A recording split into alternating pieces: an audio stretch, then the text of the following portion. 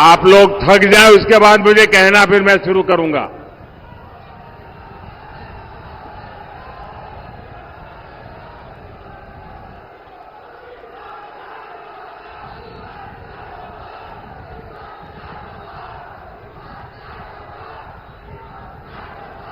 अब मैं शुरू करूं? अब मैं शुरू करूं?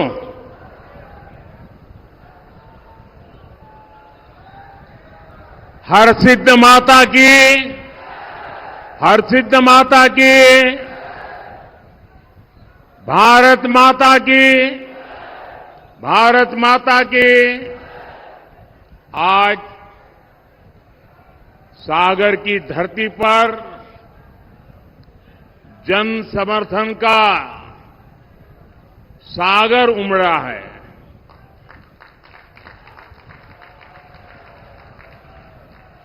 पिछली बार आपने यहां से भाजपा को रिकॉर्ड वोटों से जिताया था। साहब, मैंने आपका चित्र देख लिया, आप बैठ जाएंगे तो अच्छा होगा, ताकि पीछे लोगों को रोक रहे हैं आप।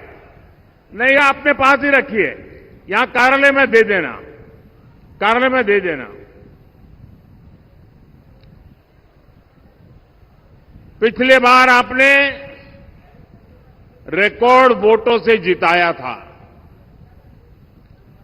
सागर ने फिर मन बना लिया है, फिर एक बार,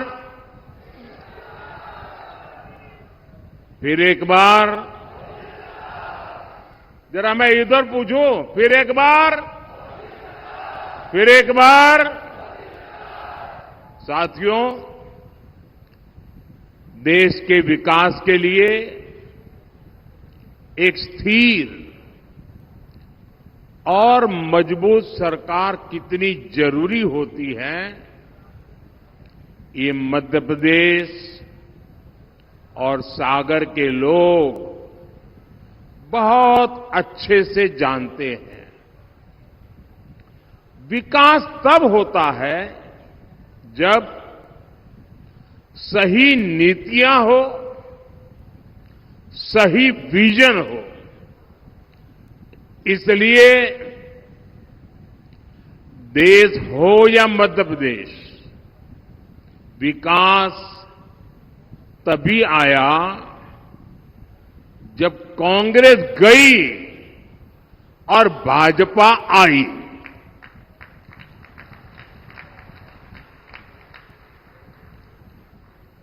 कांग्रेस के समय में एमपी की पहचान बीमारू राज्य की थी। आज वही मध्य प्रदेश बीजेपी सरकार में विकास की नई ऊंचाइयां छू रहा है। साथियों, मध्य प्रदेश में केन बेतवा लिंक परियोजना का ऐतिहासिक काम शुरू हो गया है। सिंचाई के लिए बंडा बृहद सिंचाई परियोजना का काम भी बीजेपी सरकार ने करवाया है। मध्य प्रदेश में अच्छे हाईवेज का पूरा नेटवर्क बनाया जा रहा है। नर्मदा प्रगति पथ और विंध्य प्रगति पथ हो, मालवा निमाड़ प्रगति पथ और मध्य भारत प्रगति पथ हो, बुंदेलखंड प्रगति पथ और अटल प्रगति पथ हो, एक्सप्रेस वे अब नए मध्य प्रदेश की पहचान बन रहा है। यहां ललितपुर सागर लखनादौन नेशनल हाईवे का निर्माण भी हुआ है।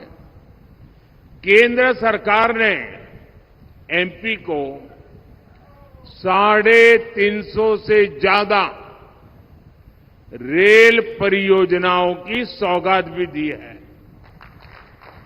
सागर में मेडिकल कॉलेज, और अस्पताल भी बनवाए हैं।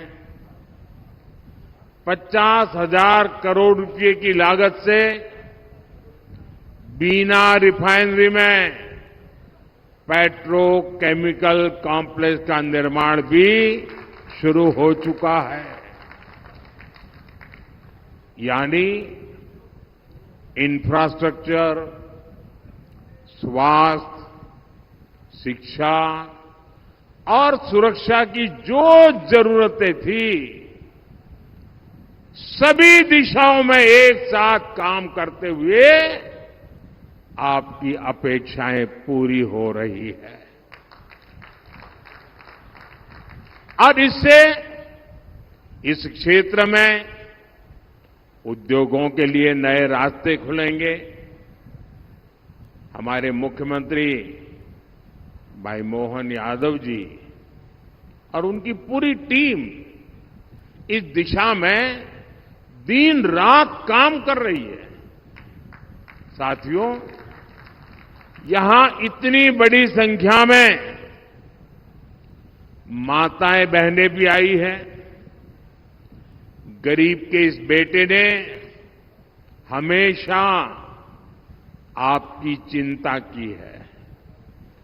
कोरोना का इतना बड़ा संकट आया, मोदी ने ये सुनिश्चित किया कि आपकी रसोई में कभी राशन की कमी न होने पाए। आज भी देश की करोड़ों रसोइयों में पीएम गरीब कल्याण अन्न योजना का अनाज पकता है। मैं अपनी माताओं और बहनों को ये गारंटी दे रहा हूं कि आपको अगले 5 वर्ष तक राशन की चिंता करने की कोई जरूरत नहीं है। माताओं बहनों की तकलीफ को दूर करने के लिए ही हम गैस, बिजली, पानी, टॉयलेट जैसी सुविधाएं हर घर तक पहुंचाने में जुटे हैं। मोदी ने स्वयं सहायता समूहों की 3 करोड़ महिलाओं को लखपति दीदी बनाने का भी संकल्प लिया है। और ये गारंटी भी मैं पूरी करके दिखाऊंगा। साथियों, आज कांग्रेस की एक ऐसी सच्चाई देश के सामने आई है जिसे सुनकर हर देशवासी सन्न हो गया है। हमारा संविधान साफ साफ मना करता है कि किसी को भी धर्म के आधार पर आरक्षण नहीं दिया जाएगा। खुद बाबा साहब आंबेडकर भी धर्म के आधार पर आरक्षण के खिलाफ थे, लेकिन कांग्रेस ने बरसों पहले ही धर्म के आधार पर आरक्षण का खतरनाक संकल्प लिया था। वो साल दर साल अपने इस संकल्प को पूरा करने के लिए भांति भांति के हथकंडे अपना रहे हैं। देशवासियों की आंखों में धूल झोंक करके ये अपना खेल खेल रहे हैं।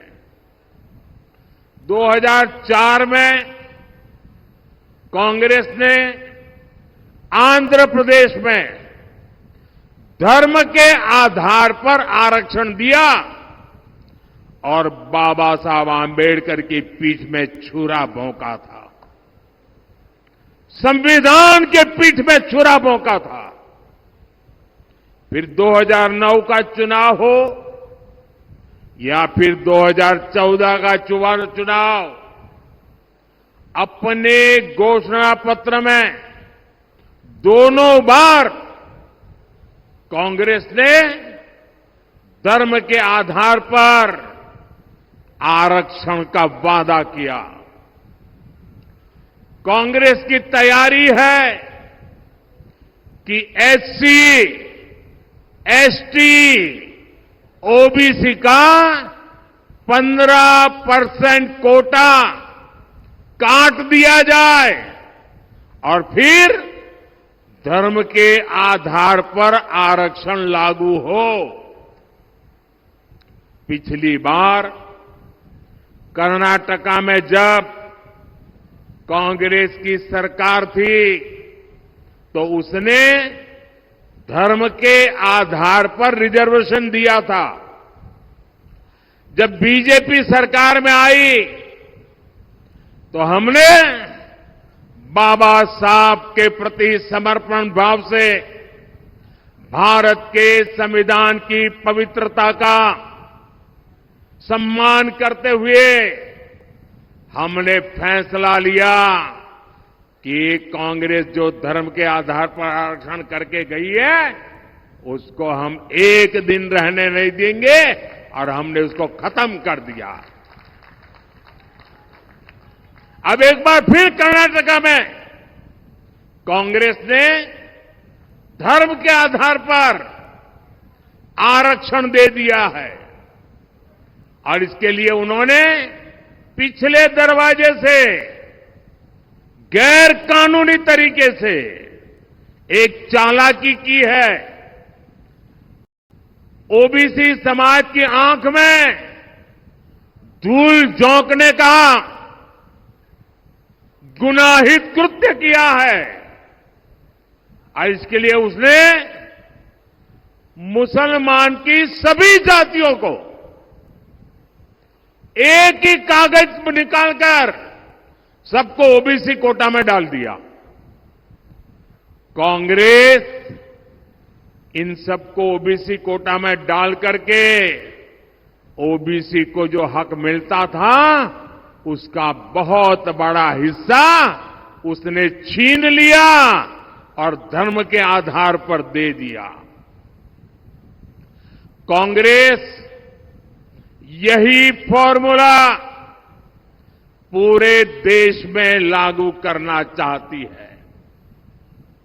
आप मुझे बताइए, क्या ये लागू देना चाहिए? क्या इसको रोकना चाहिए कि नहीं रोकना चाहिए? इनके खतरनाक मंसूबों को खत्म करना चाहिए कि नहीं करना चाहिए?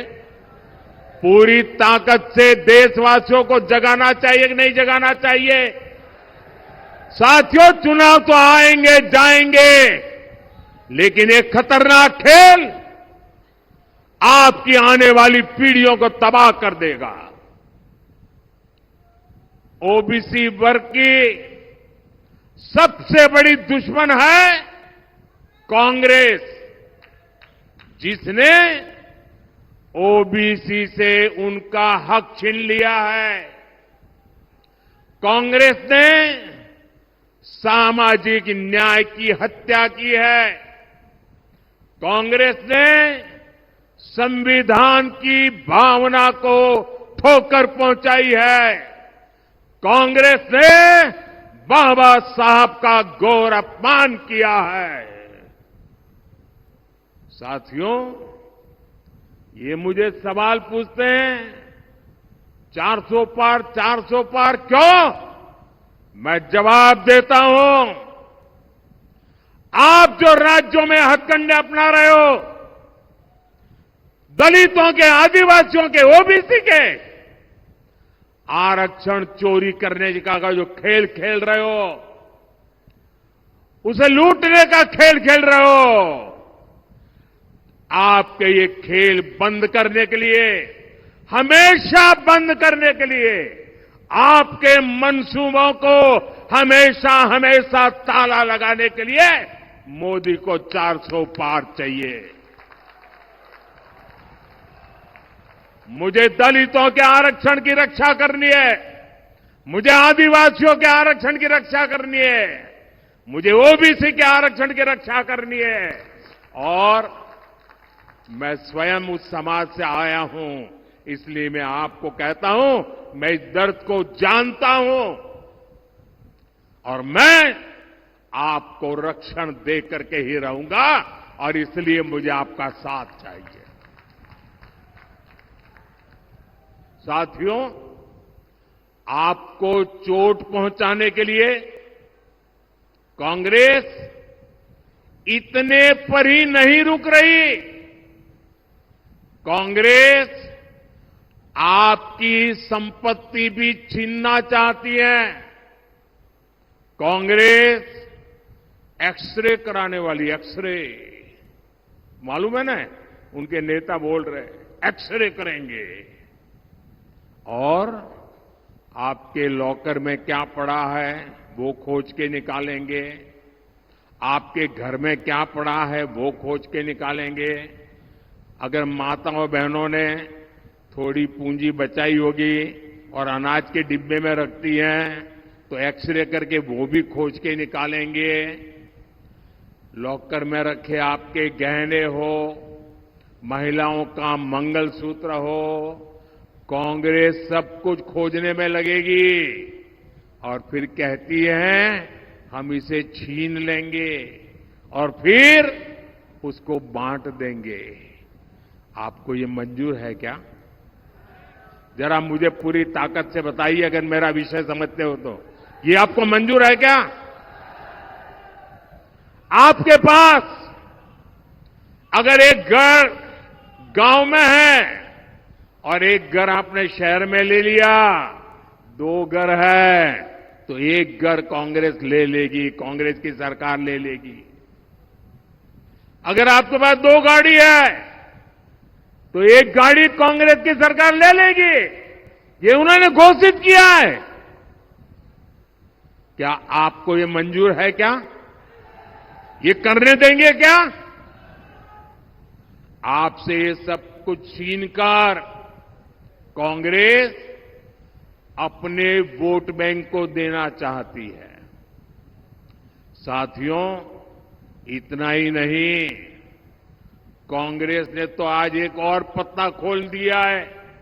उनका हिडन एजेंडा बाहर आया है। आज उन्होंने कहा है इनहेरिटेंस टैक्स, यानी विरासत में भी। अब आप देखिए, हमारे देश में तो दादा दादी नाना नानी भी कुछ बचा के रखते हैं, खुद कभी उसका खर्चा नहीं करते। क्यों? उनके मन में रहता है पोता पोती बड़े होंगे ना, उनकी शादी में काम आएगा, नाती बड़ा होगा तो उसके काम आएगा। वो संपत्ति को बचाते हैं, अनाप शनाप खर्चा मौज मजा में नहीं करते हैं। बड़ी मेहनत करके, मुसीबतों को झेल करके जो संपत्ति आपने बचाई है ना, आपने पूर्वजों ने जो संपत्ति बचाई है, जो आपको मिली है, अब ये कांग्रेस कहती है कि आप अपने संतानों को वो संपत्ति नहीं दे सकते। करीब करीब आधी संपत्ति कांग्रेस की सरकार बनेगी तो कानूनन आपसे लूट लेगी। जो संपत्ति आप अपने बच्चों को देना चाहते हैं, उस पर भी कांग्रेस टैक्स लगा करके लूट लेगी। आप कल्पना कर सकते हैं, कांग्रेस भारत के सामाजिक मूल्यों, भारत के समाज की भावनाओं से कितना कट चुकी है। कांग्रेस को भारत के पारिवारिक मूल्यों तक का अंदाजा नहीं रहा है। घर के बड़े बुजुर्ग जीवन भर कुछ न कुछ जोड़ते हैं ताकि अगली पीढ़ियों को देंगे, पोती नाती को देंगे। और यही हमारे देश की परंपरा है, स्वभाव है, संस्कृति है। हम भारतीय जरूरत है के हिसाब से खर्च करते हैं, पैसे बचाने की कोशिश करते हैं। कांग्रेस पीढ़ी दर पीढ़ी चलने वाली इस बचत पर भी, इस संपत्ति पर भी उसकी नजरें हैं, लूटना चाहती है। यानी कांग्रेस का मंत्र है, कांग्रेस का मंत्र है, ये याद रखना, घर घर पहुंचाना। मेरी बात पहुंचाओगे घर घर? मेरी बात घर घर पहुंचाओगे? कांग्रेस का मंत्र है, कांग्रेस की लूट, जिंदगी के साथ भी लूट और जिंदगी के बाद भी लूट। साथियों, कांग्रेस को देश के संविधान से नफरत है, इनको भारत की पहचान से नफरत है। इसलिए ये हर उस प्रोजेक्ट पर काम कर रहे हैं जिससे देश कमजोर हो, देश की साख कमजोर हो। ये लोग समाज को आपस में लड़वाने के लिए नए नए पैंतरे लेकर आते हैं। हमारी आस्था ने हमें सदियों से एकजुट रखा है। कांग्रेस पार्टी उस आस्था पर हमले करती है। अयोध्या में प्रभु राम का राम मंदिर प्राण प्रतिष्ठा के समय कांग्रेस ने क्या किया, पूरे देश ने देखा। आपको याद है ना? याद है ना? भगवान राम को काल्पनिक बताने वाली कांग्रेस ने राम मंदिर के प्राण प्रतिष्ठा के निमंत्रण को ठुकरा दिया, ठुकरा दिया। क्या ऐसी कांग्रेस को ठुकराना चाहिए कि नहीं ठुकराना चाहिए? जिसने राम मंदिर की प्राण प्रतिष्ठा को ठुकरा दिया, ऐसी कांग्रेस को ठुकरा देना चाहिए कि नहीं ठुकरा देना चाहिए? आपने इनकी भाषा सुनी है? भाइयों बहनों, इनका विरोध केवल अयोध्या, राम और राम मंदिर तक नहीं है। इन्हें मंदिर और मंदिर जाने वालों से भी दिक्कत है। पिछले साल ही मैंने यहां सागर में संत रविदास जी का भव्य मंदिर का शिलान्यास किया था। तब भी कांग्रेस के नेताओं ने कहा था कि रविदास मंदिर बनाने से अच्छा था कि यहां कुछ और बन जाता। इतनी नफरत है इनको। कांग्रेस को एक महान दलित संत का मंदिर भी बर्दाश्त नहीं होता। ऐसी सोच वाली कांग्रेस को एमपी से दूर रखने में ही भलाई है। साथियों, 7 मई को आपके पास एक बार फिर मध्य प्रदेश के साथ साथ पूरे देश के भविष्य को संवारने का अवसर है। सागर लोकसभा से बीजेपी ने बहन लता वानखेड़े जी को उम्मीदवार बनाया है। उनको भारी मतों से जिताना है। मैं जानता हूं गर्मी बढ़ रही है। मैं ये भी जानता हूं कहीं कहीं शादी ब्याह का माहौल है। मैं भी ये भी जानता हूं कुछ लोगों को खेत में अलग अलग काम भी है। लेकिन मेरा आपसे अनुरोध है, कितना ही काम न क्यों न हो, लेकिन देश के लिए कुछ समय देना चाहिए कि नहीं देना चाहिए? देना चाहिए कि नहीं देना चाहिए? हमें अपना वोट देना चाहिए कि नहीं देना चाहिए? हमने अपने अधिकार का उपयोग करना चाहिए कि नहीं करना चाहिए? राष्ट्र निर्माण के इतने बड़े यज्ञ में हर किसी का योगदान होना चाहिए और इसलिए भारी मतदान होना चाहिए। आप मतदान करवाएंगे, घर घर जाएंगे, मतदान के रिकॉर्ड तोड़ेंगे, पोलिंग बूथ जीतेंगे। आप अपने वोट के साथ साथ जो अपनों के वोट है ना, उसको भी पोलिंग स्टेशन तक ले जाइए। करेंगे? अच्छा, मेरा एक और काम करेंगे, यहां से जाकर अपने मोहल्ले, अपने गांव के हर व्यक्ति को कहिएगा कि मोदी ने उनको प्रणाम कहा है। मेरा प्रणाम पहुंचा दोगे?